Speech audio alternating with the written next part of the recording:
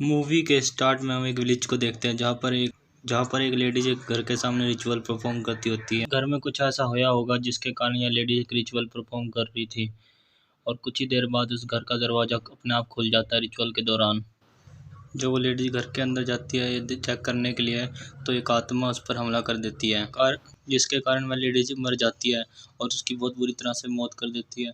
जब गांव वाले घर के अंदर जाते हैं उसे देखने तो उसकी लाश को देख के सब डर जाते हैं, जिसके कारण वह वहाँ से चले जाते हैं। फिर सीन शिफ्ट होता है जिसके बाद हमें 4 साल बाद का सीन दिखाया जाता है। वहाँ पर हम एक कॉलेज को देखते हैं जिसमें सुई नाम की लड़की को दिखाया जाता है। सुई अपने दोस्त क्यूब के साथ थी।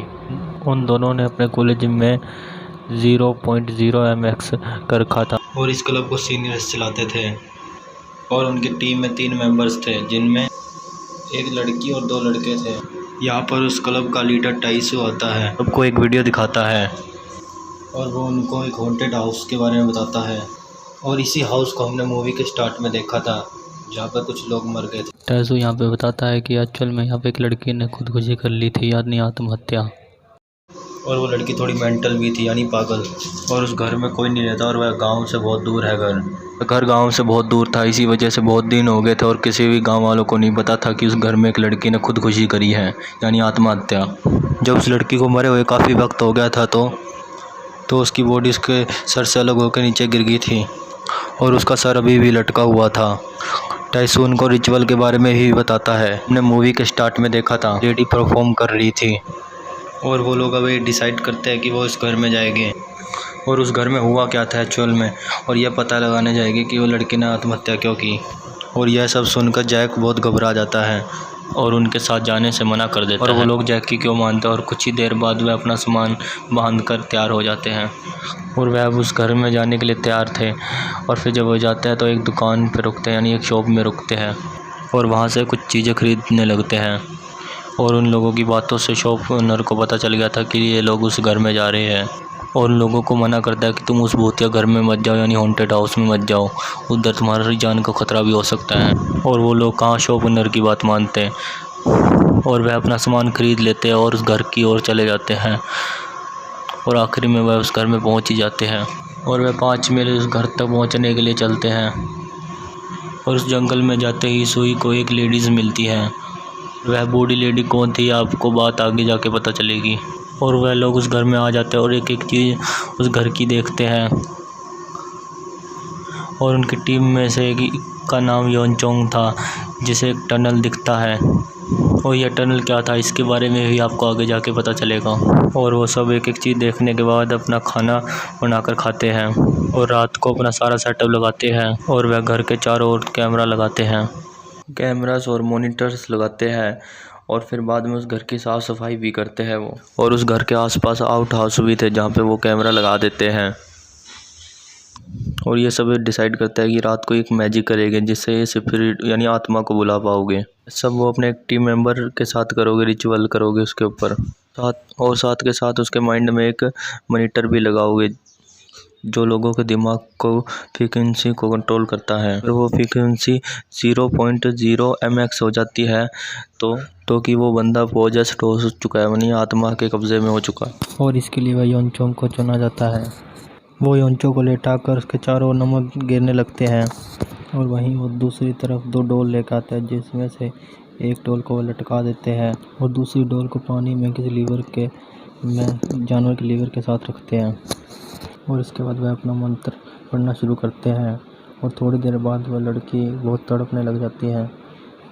जैसे ही वो उसके पास जाता है उसे संभालने के लिए तो योनचोंग हंसने लगती है जिससे हमें पता चलता है कि वह मजाक कर रही थी उनके साथ। और अब उसके मजाक से यहाँ पे गलती हो जाती है। उन लोगों ने जो शुरुआत में जो नमक का सर्कल बनाया था वो एक जगह से थोड़ा हट जाता है और यही इनकी गलती निकली सबसे बड़ी। यही एक सर्कल मिट जाता है और ये सभी लोग वहाँ से चल जाते हैं यानी बाहर आ जाते हैं घर के। लेकिन टाइसो यानी टीम का लीडर उसकी लड़की के साथ ही रहता है और हम दूसरी तरफ सुई को देखते हैं जो बहुत घबराई होती है और वह दूसरे कमरे में जाकर रेस्ट करने लगते हैं यानी आराम।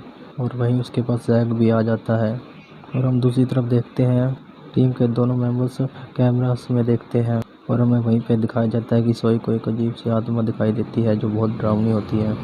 सोई इस आत्मा को देख के बहुत डर जाती है तभी हमें टीम का इनका एक मेंबर दिखाई देता है जो बाथरूम करने के लिए बाहर जाता है। उसे एक अजीब सी चिड़िया दिखती है जिसकी आंखें लाल होती है और उसकी आंखें बहुत लाल थी और उसका वह पीछा करता है और वह अजीब सी बर्ड एक उसी टनल में चली जाती है जिस टनल को हमने शुरुआत में देखा था। कौवे का पीछा कर रहा था पक्षी का। वह बाहर आता है और अपने मॉनिटर में देखता है।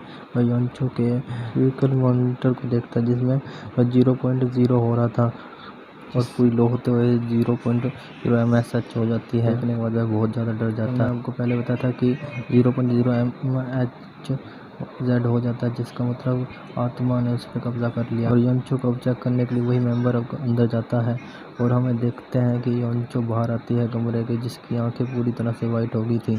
वो खुद ही से रूम से बाहर आ जाती है और उसकी आंखें पूरी तरह से वाइट हो गई है और उस टीम का मेंबर जिसका नाम योंसू था वो बहुत ज़्यादा डर जाता है। उसे देखकर बहुत ज़्यादा डर जाता है और वह अंदर जाकर अपने टीम के हेड टाइसो को बताता है। फिर ये सब मिलकर योंचो को ढूंढने लगते हैं।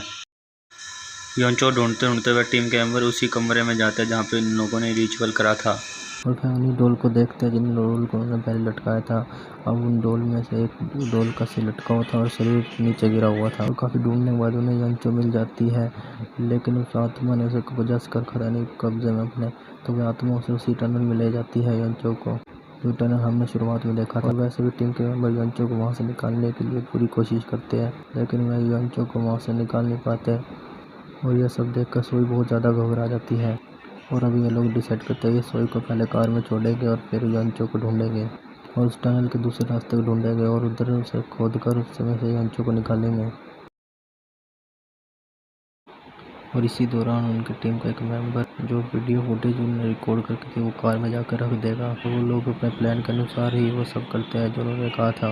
पहले वह सोई को गाड़ी में छोड़ के आते हैं और फिर उन्हें अंडरग्राउंड से योंचो के चलाने की आवाज़ आती है और योंचो को वहाँ से बाहर निकालते हैं लेकिन तब तक बहुत ज़्यादा देर हो गई थी क्योंकि जो आत्मा ने उस पर कब्जा कर रखा था उस आत्मा ने योंचो पर पूरी तरह से अपना कब्जा कर लिया था। वो लोग किसी तरह से योंचो को कार में ले जाते हैं और हम तभी कार में डरी हुई सोई को देखते हैं जो कहती है कि हमने जो मैजिक किया था उन दोनों डोल्स को जलाना होगा क्योंकि वह आत्मा जब तक हमारा पीछा नहीं छोड़ेगी जब तक वो दोनों डोल नहीं जला देते हम।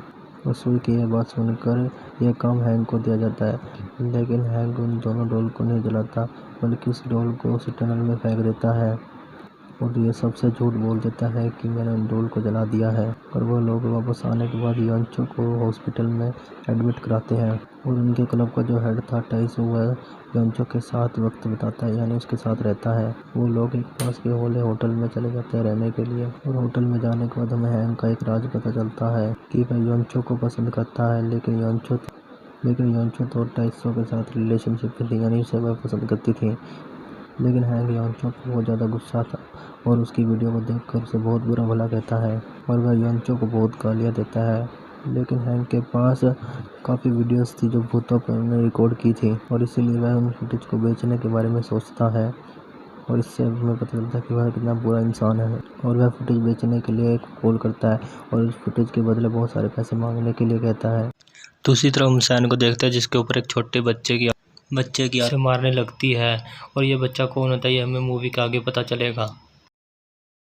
इसके बाद हमें नेक्स्ट सीन में दिखाया जाता है हैंक टाइसो के पास आता है और उससे कहता है कि तुम थोड़ा रेस्ट कर लो, मैं योंचो के पास रहता हूँ।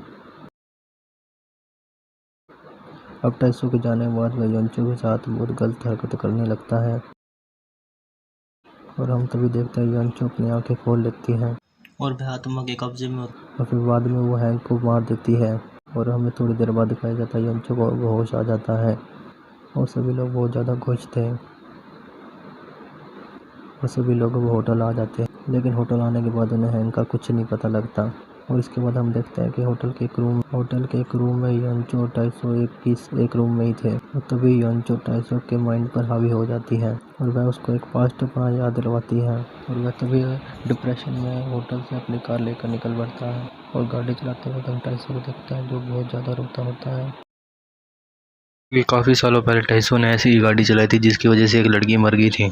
उस लड़की का एक्सीडेंट हो गया था और उस लड़की के मरने का कसूर वह अपने ऊपर लेता है और छोटे बच्चे की आत्मा टाइसो को काफ़ी सताती है और उस पर अपना कंट्रोल कर लेती है और वह बताती है कि तूने मुझे क्यों मारा।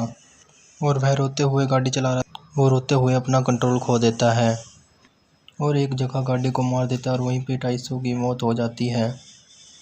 अब टाइसू की मौत के बाद योंचो सैंग को अपना निशाना बनाती है। वो सैंग को कॉल करके अपने रूम में बुलाती है। इसके बाद वो सैंग के सामने वही छोटा लड़का बनकर उसके पास जाती है। यह छोटा लड़का और कोई नहीं, सैंग का बड़ा भाई था। कुछ सालों पहले वह बहुत छोटे थे, उसके बड़े भाई का एक्सीडेंट हो गया था, मगर उस वक्त सैंग बहुत ज़्यादा छोटा था और बहुत ज़्यादा घबरा भी गया था।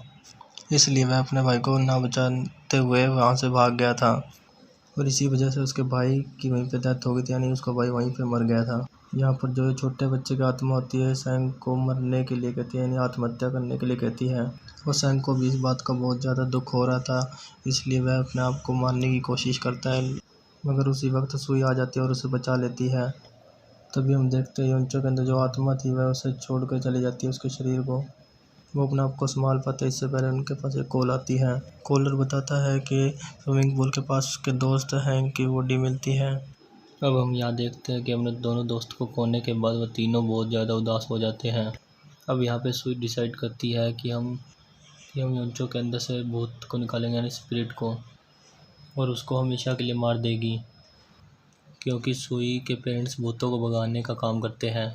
इसलिए उसको इतना ज़्यादा विश्वास था कि हम एक आत्मा को ख़त्म कर सकते हैं, यानी उससे मुक्ति पा सकते हैं। वो योंचो को दोबारा से उसी घर में लेके जाते हैं जिस घर में वह शुरुआत में गए थे। वहीं वह अपना पुराना सेटअप लगाकर अपना काम शुरू करते हैं और तभी हम देखते हैं कि सुई का साथ देने के लिए वही बूढ़ी औरत आती है। और वह बूढ़ी औरत और कोई नहीं, सुई की दादी होती है जो हमें शुरुआत में देखी थी।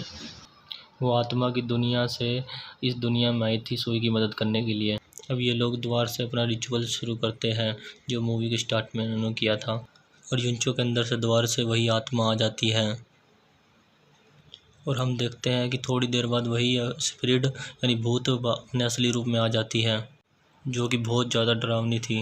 वो सभी उस आत्मा को अपने कंट्रोल में करने की कोशिश करता है, लेकिन वह आत्मा बहुत ज़्यादा पावरफुल थी और वह सैंग को उसी टनल में लेके जाती है। और लकीली उसे एक वही गुड़िया मिल जाती है जिसे हैंग ने नहीं जलाया था, और उस गुड़िया को वहीं फेंक दिया था टनल में।